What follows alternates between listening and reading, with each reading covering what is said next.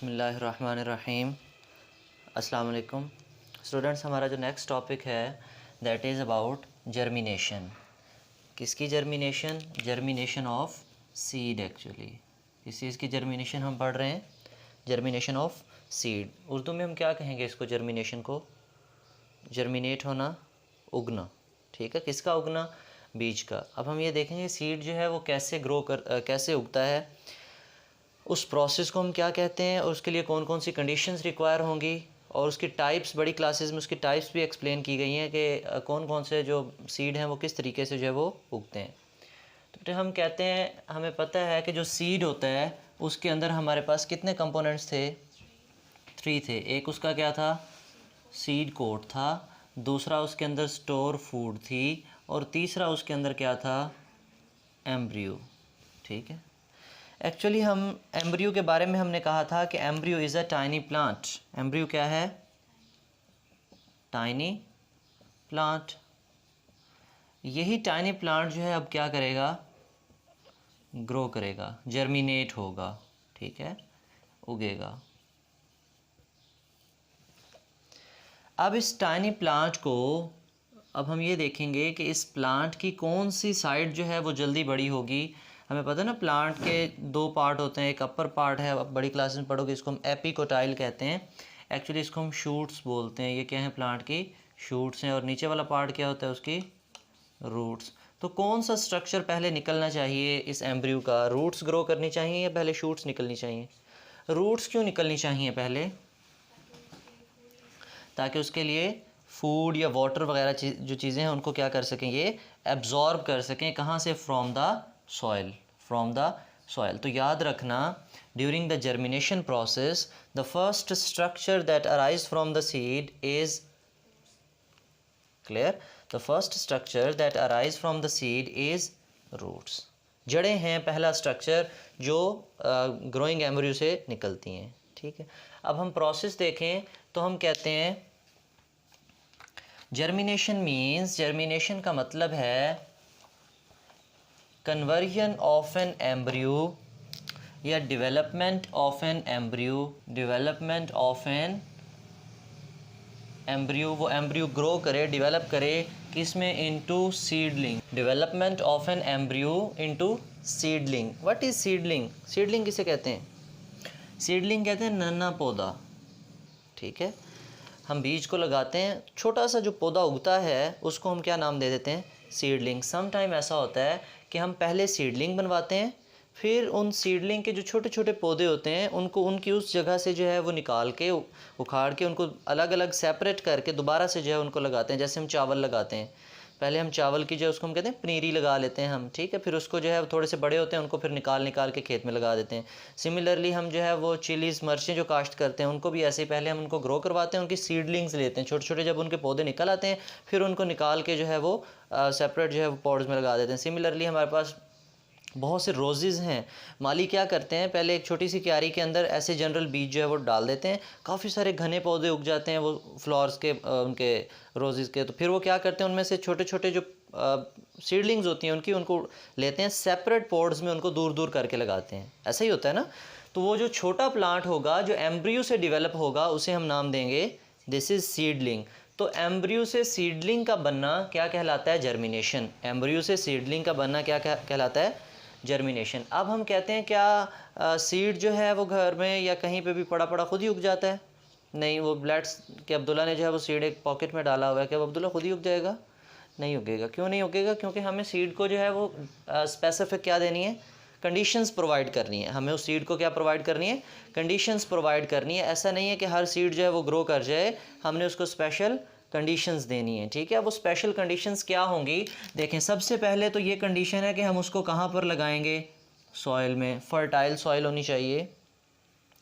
हम अगर बारीकी से देखें तो हम कहते हैं इसके अंदर 2 टाइप की कंडीशंस होती हैं। एक इंटरनल कंडीशंस हैं सीड की, एक एक्सटर्नल कंडीशंस हैं हमारे इन्वायरमेंट की। जो इंटरनल कंडीशंस हैं वो ऐसा हो कि बहुत ही बारीक सा जो है वो बीज है जिसके अंदर फूड भी प्रॉपर नहीं है और एम्ब्रियो का भी पता नहीं है कि वो डेड है या लाइव है, तो क्या वो सीड उगेगा? नहीं उगेगा। इट्स मीन कि अगर इंटरनल कंडीशन की बात करें तो हम कहते हैं हमारे पास एक हेल्दी सीड होना चाहिए जिसमें एक हेल्दी एम्ब्रियो हो। क्या हो? हेल्दी एम्ब्रियो हो और सफिशेंट फूड भी हो उस एम्ब्रियो की ग्रोथ के लिए। तो एक्सटर्नल कंडीशन में हमारे पास पहले क्या आ जाएगी, सॉइल होनी चाहिए। उसके बाद हम उसको क्या भी देंगे, वाटर, ठीक है। इसी तरह हम उसको क्या भी प्रोवाइड करेंगे, ऑक्सीजन भी प्रोवाइड करेंगे। और जब वो ग्रो करेगा तो उसके बाद उसको सम टाइम लाइट की ज़रूरत होती है, सम टाइम नहीं भी होती, ठीक है। इसी तरह हमारे पास कार्बन डाइऑक्साइड वगैरह की ज़रूरत होगी उसको। तो हम कहते हैं सॉइल की ज़रूरत क्यों है, टू इनकोर द प्लांट को क्या करना है, एनकोर करना है। एनकोर करना किसे कहते हैं, गाड़ना है उसको, ठीक है, उसकी रूट्स को फिक्स करना है। और सॉइल से क्या एब्जॉर्ब करना है, सॉइल से क्या, वाटर वगैरह। अच्छा जी, दूसरे नंबर पे हमारे पास वाटर क्यों चाहिए पौधे को,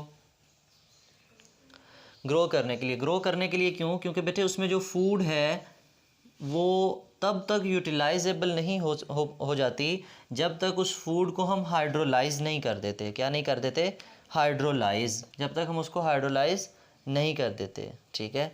जब हमारे पास वो फूड हाइड्रोलाइज हो जाती है, हाइड्रोलाइज का मतलब होता है कि जो कॉम्प्लेक्स फूड का मॉलिक्यूल था उसको हमने in the presence of water break किया, in the presence of water क्या किया, फूड को ब्रेक किया। जब वो फूड हाइड्रोलाइज होगी तब वो यूजेबल फॉर्म में आएगी, और फिर उस फूड को कौन यूज़ करेगा, used by embryo to develop into seedling, ठीक है। तो इसीलिए हम कहते हैं जब तक उस बीज को पानी में नहीं डालेंगे, जब तक वो ड्राई रहेगा, जब तक वो कैसा रहेगा, ड्राई, तो क्या वो जर्मिनेट होगा, नहीं होगा, ठीक है। It's mean water is essential for germination of seed के उगने के लिए, बीज के उगने के लिए क्या चाहिए, वाटर चाहिए, ठीक है। और वाटर का क्या काम होता है, जब किसी भी सीड को वाटर देते हैं हम तो वाटर वो एब्जॉर्ब करते हैं, तो वो सीड थोड़ा सा स्वेल कर जाता है, क्या कर जाता है, स्वेल, थोड़ा सा सॉफ्ट हो जाता है, उसका जो सीड कोट है वो इजीली रप्चर हो जाता है, आसानी से फट जाता है उसका सीड कोट। सम टाइम ऐसा होता है कि वो बीज उगना चाह रहा है लेकिन उसका सीड कोट इतना टफ है, इतना सख्त है कि वो ब्रेक नहीं हो रहा, as a result embryo grow नहीं करेगा। तो वाटर किस लिए चाहिए, एक तो फूड को हाइड्रोलाइज करता है, दूसरा सीड कोट को रप्चर करता है और वो फूड यूजेबल फॉर्म में आती है, एम्ब्रियो यूज़ करता है और ग्रो कर जाता है। जब तक वो फूड हाइड्रोलाइज नहीं होगी तो वो यूजेबल फॉर्म में नहीं आएगी, वो प्लांट उसको यूज़ नहीं करेगा, वो वैसे ही रहेगी उसमें। इसी तरह ऑक्सीजन जो है क्यों चाहिए होगी, फॉर द रेस्पिरेशन ऑफ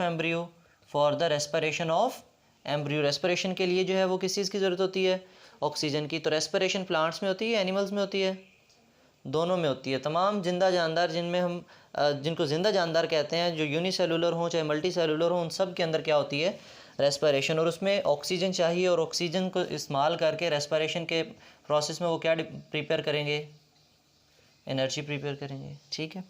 अच्छा, सिमिलरली कहते हैं जब वो प्लांट ग्रो कर जाएगा, सीडलिंग में कन्वर्ट हो जाएगा, तो क्या सारी उम्र वो जो फूड स्टोर थी वही यूज़ करेगा, नहीं। जब वो सीडलिंग में कन्वर्ट हो चुका होगा तब उसके ऊपर क्या होंगे, लीव्स होंगे, और वो लीव्स जो हैं वो कौन सा प्रोसेस करेंगे जिसके नतीजे में उसको फूड मिलेगी, फोटोसिंथेसिस। क्या करेंगे, फोटोसिंथेसिस। फोटो मीन क्या होता है, लाइट, ठीक है, फोटो मीन लाइट। तो लाइट की मौजूदगी में वो क्या करेंगे, सिंथेसिस करेंगे, ठीक है। लाइट की मौजूदगी में प्लांट्स क्या करते हैं, फोटोसिंथेसिस करते हैं। फोटोसिंथेसिस कहाँ पर होती है, मेनली लीव्स के अंदर होती है, और वो इस फोटोसिंथेसिस से वो क्या बनाते हैं, अपनी फूड बनाते हैं, ठीक है। स्टार्ट में वो उसने फूड कहाँ से लिया, एम्ब्रियो ने सीड के अंदर जो स्टोर फूड थी, लेकिन जब वो सीडलिंग में कन्वर्ट हो जाएगा, उसकी जो है वो न्यू ब्रांचेस, उसके जो है वो लीव्स निकल आएंगे, तो फिर लीव्स खुद फोटोसिंथेसिस करेंगे और अपनी फूड प्रिपेयर करेंगे।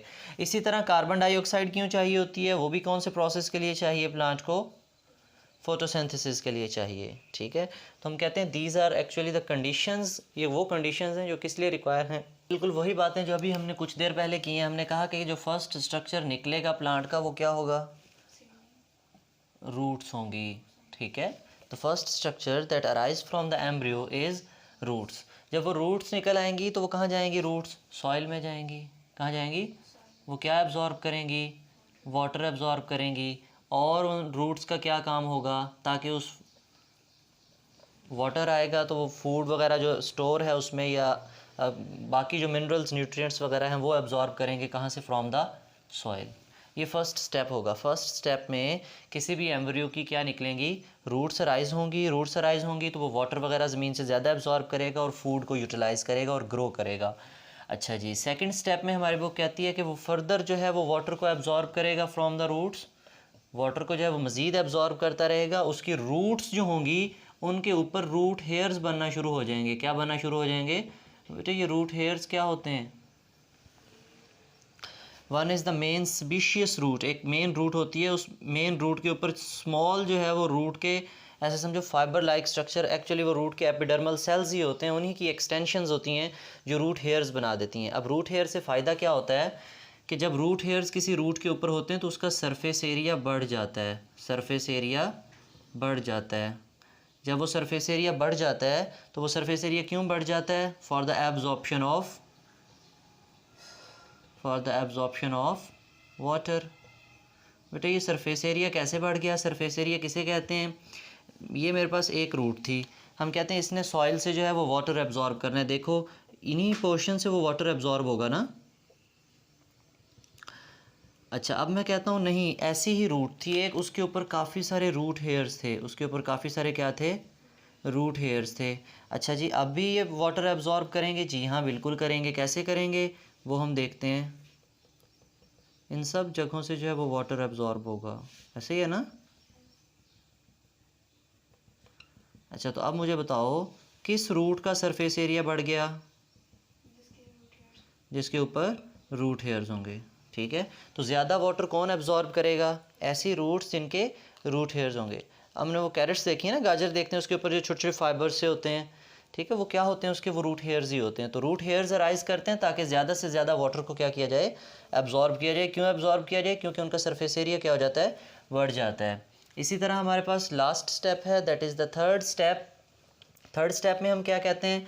हम कहते हैं कि एम्ब्रियो ऑलमोस्ट कन्वर्ट हो चुका हमारा, किसमें? Into seedling. जब वो सीडलिंग में कन्वर्ट हो चुका तो उसके ऊपर क्या डेवलप हो चुके होंगे? लीव्स, पत्ते निकल आए होंगे। अब वो लीव्स खुद अपनी क्या करेंगे?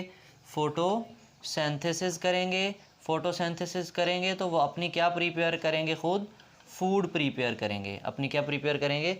फूड प्रिपेयर करेंगे। ठीक है, this is all about your germination of seed. Any question? Thank you. Allah Hafiz.